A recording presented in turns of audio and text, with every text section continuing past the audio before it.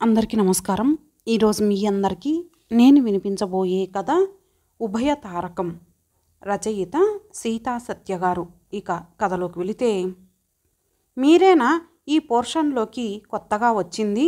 వెనుక నుంచి మాటలు వినబడి అల్మారాలో పుస్తకాలు సర్దుతున్న భార్గవ వెనక్కి తిరిగి చూశాడు. ఓ అమ్మాయి అతడు ఉన్న గదిలోకి ప్రవేశిస్తూ, సామాన్లన్నీ అప్పుడే సర్దేశారే, మీరొచ్చి గంటేగా అయ్యింది అంది మళ్ళీ.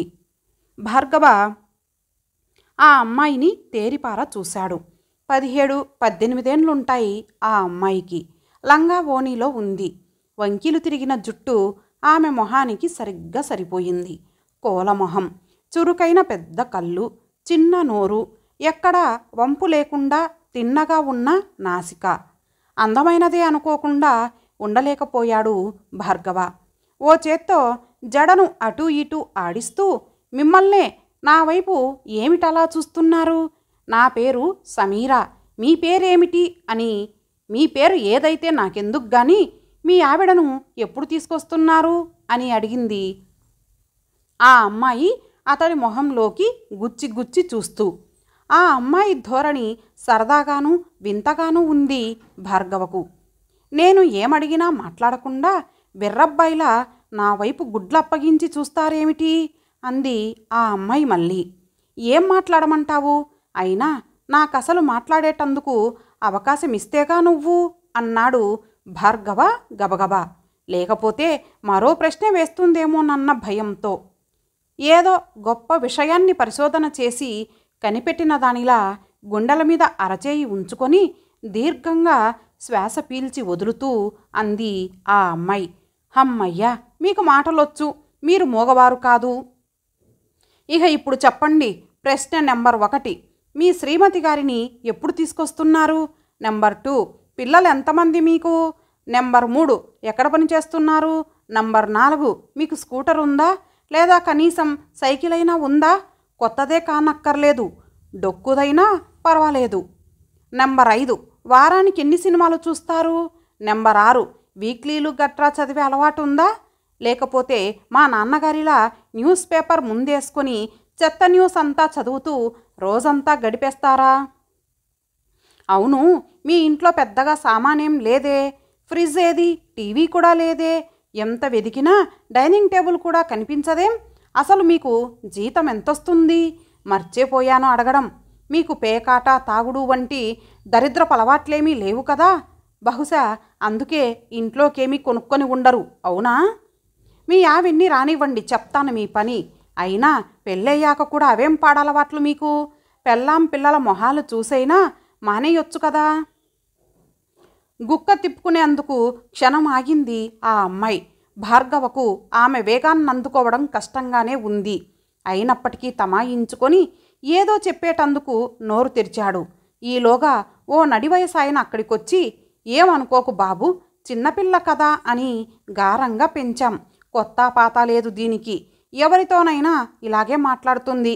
నీ ముందు ఈ పోర్షన్లో ఉన్నవాళ్ళు బహుశా దీని ధాటికి తట్టుకోలేక ఇల్లు ఖాళీ చేసి ఉంటారని నా అనుమానం అంటూ చిరునవ్వు నవ్వాడు. రండి రండి అని ఆయనను ఆహ్వానిస్తూ, మరేం పర్వాలేదండి, నాకు ఇబ్బందేం లేదు. మీ అమ్మాయి వయసులో ఉన్నవారికి ఆ విషయాలు తెలుసుకోవాలి అనిపించడం సహజం. కాకపోతే సమీరా అన్ని విషయాలు ఒక్కసారే తెలుసుకోవాలని కుతూహలపడుతోంది అంతే అన్నాడు భార్గవ నమ్రతగా. ఆ అమ్మాయి భార్గవ వైపు మెచ్చుకోలుగా చూసి తిరిగి తండ్రి వైపు చూసింది. చూశారా, నేనేమీ తప్పుగా మాట్లాడటం లేదని మీకు అర్థమైంది కదా అన్నట్లుగా. తండ్రి భార్గవ మాట్లాడుతున్నంతసేపు సమీర మౌనంగా అక్కడే ఉంది. ఇంట్లో నలుమూలలా కలియదిరుగుతూ కాసేపుండి వెళ్ళిపోయాడాయన. తిరిగి సమీర తన క్విజ్ కార్యక్రమం కొనసాగించింది. నెల రోజుల తర్వాత ఒకరోజు భార్గవ ఆఫీస్కు వెళ్తుండగా దారిలో కనపడిన మిత్రుడు అతన్ని పలకరించి, ఈ మధ్య ఇల్లేమైనా మారావా, సరిగ్గా కనిపించడం లేదు అని అడిగాడు. భార్గవ తన కొత్త ఇంటి గుర్తులు చెప్పాక, ఆ ఇల్లా, ఆ ఇంట్లో తింగరిపిల్ల ఒకరుండాలే అన్నాడు ఏదో ఆలోచిస్తూ. భార్గవ మనసు చివుక్కుమంది మిత్రుడి వ్యాఖ్యానానికి. ఈ నెల రోజుల్లోనూ సమీర అతడికి బాగా దగ్గరైంది. ఆమె తల్లిదండ్రులతో కూడా మానసికమైన అనుబంధం ఏర్పడింది అతనికి. అదేమిటలా అయిపోయావు? ఆ పిల్ల గురించి ఆ లొకాలిటీలో అందరికీ తెలుసు. అమ్మా నాన్న అదుపు లేదు. నోటికి ఏది వస్తే అది వాగుతూ, చేతికి ఏదొస్తే అది చేస్తూ ఉంటుంది. ఆ పిల్ల అమ్మా నాన్న కూడా గట్టిగా మందలించినట్టు కనపడదు. కూతురికి కట్నమిచ్చి పెళ్లి చేసే తాహతు వాళ్లకు లేదు. అందుకే కాస్త ఎర్రగా బుర్రగా ఉన్న నీబోటి వాళ్లకు ఇంట్లో కొంత భాగం అద్దెకిచ్చి కాగల కార్యం కోసం ఎదురు చూస్తుంటారని చెప్పుకుంటూ ఉంటారు అందరూ. నీ జాగ్రత్తలో నువ్వుండు. మరో విషయం అడగడం మర్చిపోయాను. ఆ తింగరి పిల్లకు ఓ అక్క ఉండాలి. ఎప్పుడైనా చూసావా నువ్వు? అసూర్యపస్యల ఎప్పుడు ఇంట్లోనే ఉంటుందట. తల చెడి పుట్టింటికి చేరింది కదా మరి. చెల్లెల్లా అందరి ముందు తిరిగితే కొంపలు అంటుకుపోవు. వాళ్ళ తల్లిదండ్రులు కూడా చిన్నపిల్లకు ఎంత స్వేచ్ఛనిచ్చారో పెద్ద పిల్లను అంత కట్టుదిట్టాల్లో ఉంచుతారట. గమనించావా? ఆ తింగరదాన్ని చేసుకున్న వాళ్లకు ఆ అసూర్యపస్య బోనస్ అని కూడా చెప్పుకుంటూ ఉంటారు జనం. నిజానిజాలు నీకు ఈసరికి తెలిసే ఉండాలి అన్నాడతను భార్గవ మొహంలోకి ప్రశ్నార్థకంగా చూస్తూ. భార్గవకు నోట మాట రాలేదు. ఇతరుల గురించి అంత నీచమైన మాటలు వినడమే పెద్ద పాపమని అనిపించింది అతనికి. సమీర తల్లిదండ్రులను చూస్తే ఎంతో ఆప్తుల్ని చూసినట్టుగా ఉంటుందతనికి. చిన్నప్పటి నుంచి తల్లిదండ్రుల దగ్గరే ఉండడం అలవాటైన తను ప్రస్తుతం ఉద్యోగరీత్యా వేరే ఊర్లో ఉంటున్నా ఆ భావన కలగలేదంటే అందుకు కారణం వారు చూపించే ఆప్యాయతే. ఇక సమీర అక్క ప్రియంవద తనకు కనబడడమే అరుదు. కనిపించిన సందర్భాల్లో ఎప్పుడూ నిర్మలంగా నవ్వుతూనే ఉంటుంది తప్ప ఏనాడు దిగులుగా కనపడలేదు ఇంతవరకు. అటువంటి కుటుంబం మీద ఇంత ఘోరమైన నింద వేసేటందుకు మనసు ఎలా వస్తోందో ఈ లోకానికి అనుకున్నాడు భార్గవ. అతడి మనసంతా దిగులు ఆవహించింది. ఆఫీసులో అన్యమనస్కంగా గడిపి ఇంటికి చేరుకున్నాడు.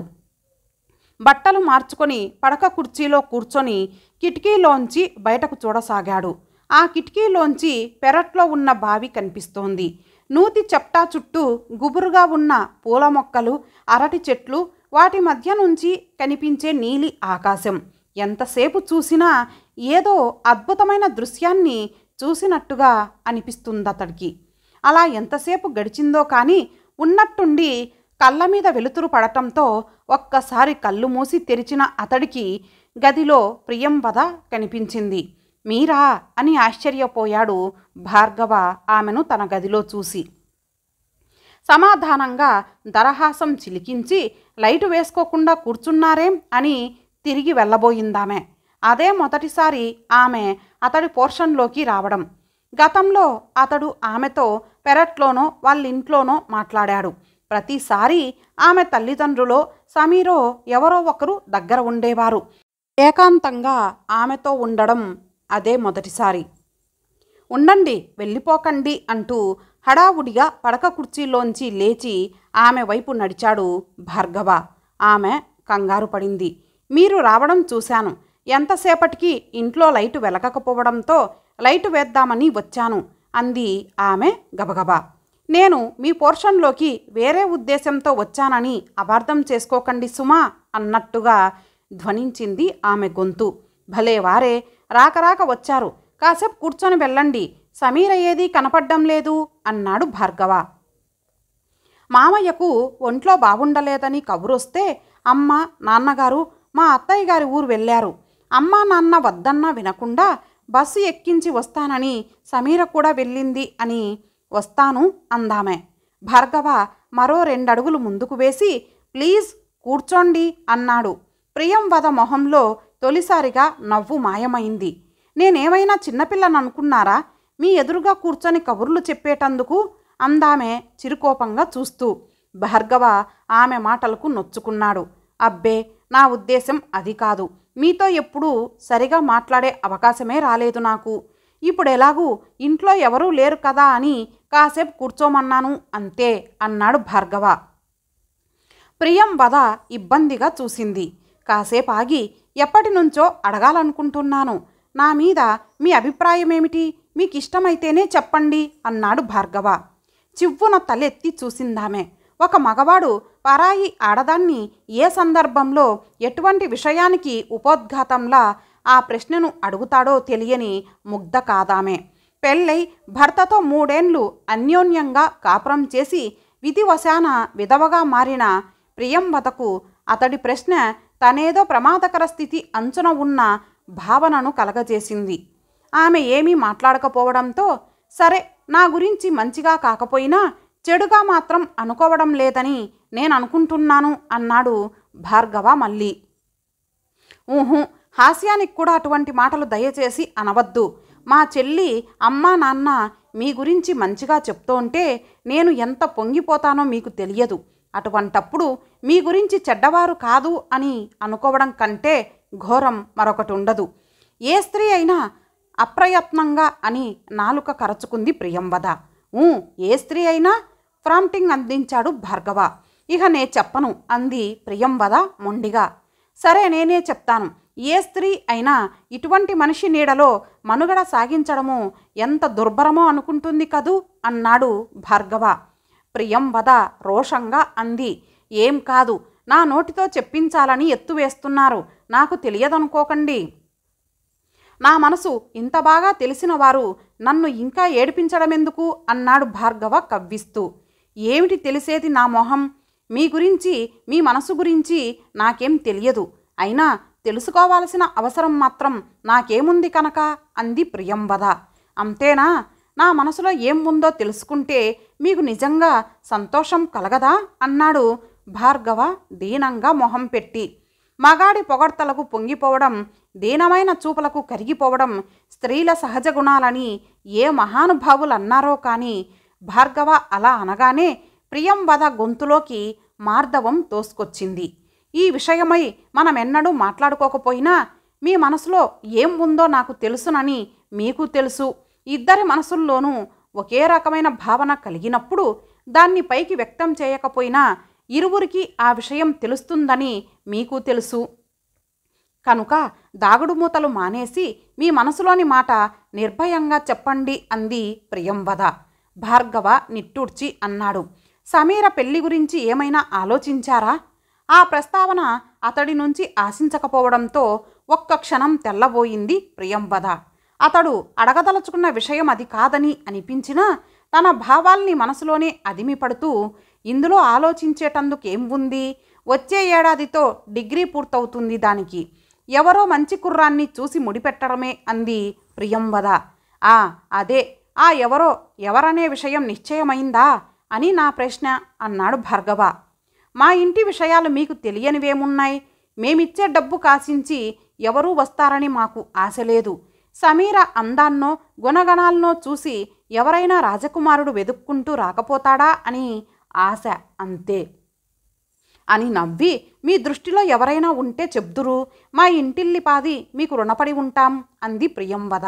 భార్గవ కళ్ళెగరేసి అన్నాడు. మీ నాన్నగారు ఈ మాట నాకెప్పుడో చెప్పారు. మీరు ఇంకేదైనా కొత్త విషయం చెప్తారేమోనని అడిగాను. ఇంట్లో పడుండేదానికి అంతకంటే విషయాలేం తెలుస్తాయి? కానీ ఒక్కటి మాత్రం నిజం, మీరు మరోలా అనుకోవద్దు. భార్గవ వంటి కుర్రాడితో సమీరకు పెళ్ళైతే ఎంత బాగుంటుందో కదా అని అమ్మా నాన్న చాలాసార్లు అనుకోవడం నాకు తెలుసు అని తలదించుకుంది ప్రియంవద. అంటే మీ అమ్మా నాన్నల కళ్ళకు నేను రాజకుమారుడిలా కనపడ్డానంటారా అన్నాడు భార్గవ. రాజకుమారుడేం కర్మ, సాక్షాత్తు రాజాది రాజులానే కనిపించి ఉంటారు. సమీరకు మీరంటే చాలా ఇష్టం. ఎప్పుడూ ఇంట్లో మీ గురించి పొగడ్డం తప్ప మరో పని లేదు దానికి. 10 మాటలు మాట్లాడితే అందులో 7-8 మాటలు మీ గురించే అయి ఉంటాయి అంది ప్రియంవద తల ఎత్తకుండానే. మరి మీ అమ్మగారు కానీ నాన్నగారు కానీ నా దగ్గర ఎన్నడూ అటువంటి ప్రస్తావన తేలేదేం అన్నాడు భార్గవ. మా నాన్నగారు మీతో సమీరకు వరుణ్ణి చూడమని చెప్పారన్నారు కదా. ఓ ఆడపిల్ల తండ్రి తను అభిమానించే వయసులో ఉన్న ఓ పెళ్లికాని కుర్రాడితో అంతకంటే సూటిగా తన అభిప్రాయాన్ని ఎలా చెప్పగలడు అంది ప్రియంవద. ఆ మాటలు అన్నప్పుడు అప్రయత్నంగా ఆమె కళ్ళలో నీళ్లు చిప్పిల్లాయి. లైటు వెలుతుర్లో కన్నీటి తడికి మిలమిలా మెరుస్తున్న ఆమె కళ్ళను చూసి చెలించిపోయాడు భార్గవ. సారీ, సో సారీ, మిమ్మల్ని అనవసరంగా ఏడిపించా. లేదు, ఇందులో మీరు నన్ను బాధించిందేమీ లేదు. నేను చూస్తే తల చెడి పుట్టింటికి చేరాను. సమీరకు పెళ్లి వయసు వచ్చేసింది. మా ఆర్థిక పరిస్థితి అంతంత మాత్రం. ఏమాత్రం జరుగుబాటు ఉన్న వాళ్ళైనా వయసులో ఉన్న ఆడపిల్లలిద్దరినీ ఇంట్లో ఉంచుకొని ఓ బ్రహ్మచారికి ఇల్లు అద్దెకిచ్చే సాహసం చేస్తారా ఈ రోజుల్లో? అంతేకాదు, కూతురికి పెళ్లి చేసే స్తోమత లేకే బ్రహ్మచారులకు ఇల్లు అద్దెకిచ్చి వాళ్లకు వల వేస్తుంటాడని మా నాన్నగారి గురించి చుట్టుపక్కల వాళ్ళు చెప్పుకుంటారని కూడా మాకు తెలుసు. అయితే మీరిచ్చే 200 మా కుటుంబం గడిచేటందుకు తప్పనిసరి కాబట్టి మేము ఏనాడు ఇరుగు పొరుగుల మాటల్ని పట్టించుకోలేదు. పట్టించుకుంటే మా కడుపులే కాల్తాయనే స్వార్థమే అందుకు కారణం అంది ప్రియంవద. ఆమె మాటలు పూర్తయ్యేసరికి కన్నీళ్లు ఆమె కళ్ళల్లో సుడులు తిరిగి కనురెప్పల్ని దాటుకొని చెక్కిళ్ల మీదకు ప్రవహించాయి. పరిస్థితి ఇలా మారిపోయేసరికి భార్గవ కళ్ళు అప్రయత్నంగానే చెమ్మగిల్లాయి. ఒక అడుగు ముందుకు వేసి ఆమె కన్నీళ్లు తుడిచే ప్రయత్నం చేయబోయాడు. ఆమె మొహం పక్కకు తిప్పుకొని మోచేతిని వెనక్కి తిప్పి కన్నీళ్లు తుడుచుకుంటూ, పోనివ్వండి, ఇదంతా ఎందుకు గాని చెప్పండి, మీరు మా సమీరను చేసుకుంటారా అంది సూటిగా. భార్గవ ఒక్క క్షణం నిరుత్తరుడయ్యాడు. అతడేమీ మాట్లాడకపోవడం గమనించి తిరిగి ప్రియంవదే అంది, మీ సమాధానం ఎలా ఉన్నా మేం చేయగలిగిందేమీ లేదు. మేము బాధపడతామని మాత్రం ఒప్పుకోవద్దు. మనస్ఫూర్తిగా మీకు ఇష్టమైతేనే చెప్పండి. భార్గవ సమాధానం చెప్పేటందుకు కొంచెం సమయం తీసుకున్నాడు. ప్రియంవద గారు, నేను చెప్పేది సావధానంగా వినండి. ఆవేశపడి కోపం తెచ్చుకోకండి. సమీరను ఎప్పుడూ నేను ఆ దృష్టితో చూడలేదు. అదిగో మీకు కోపం వస్తోంది. అటువంటి ఉద్దేశం లేనప్పుడు ఆ పిల్లతో ఎందుకంత చనువుగా ఉండి ఆశలు రేపారు అని అడిగేటందుకు అప్పుడే సిద్ధమైపోయారు. ఆగండి, నేను చెప్పేది పూర్తిగా వినండి. సమీర నా కళ్ళకు చిన్నపిల్లలానే కనిపిస్తుంది ఇప్పటికీ. సమీరతో గంటల తరబడి మాట్లాడినా, సినిమాకెళ్ళినా, షికారుకెళ్ళినా ఓ అభము శుభము తెలియని అమాయకురాలితో గడిపినట్టుగానే ఉంటుంది తప్ప కాబోయే జీవిత భాగస్వామితో ప్రవర్తించినట్టుగా ఉండదు. ఆ విషయాన్ని అలా ఉంచితే మీ గురించి ఆలోచించినప్పుడల్లా నాకు సరిగా నిద్ర పట్టేది కాదు. మరోలా అనుకోకండి. మీకు నాకు 1-2 ఏళ్ల కంటే తేడా ఉండకపోవచ్చు. కానీ సమీరకు పెళ్ళై బయటకు వెళ్ళిపోతే తర్వాత మీ పరిస్థితి ఏమిటనే విషయం ఆలోచించినప్పుడల్లా నా మనసు ఎంతో వేదనకు గురయ్యేది. చిన్న వయసులో భర్తను పోగొట్టుకున్న దురదృష్టానికి మీ శేష జీవితమంతా ఇలా ఏ స్పందన లేకుండా గడిచిపోవడమేనా అనే ఆలోచన వచ్చినప్పుడల్లా నాకు చాలా బాధగా అనిపించేది. ఎన్నో నిద్రలేని రాత్రులు ఆలోచించాక ఓ పరిష్కారం స్ఫురించింది నాకు అని ఆగాడు భార్గవ.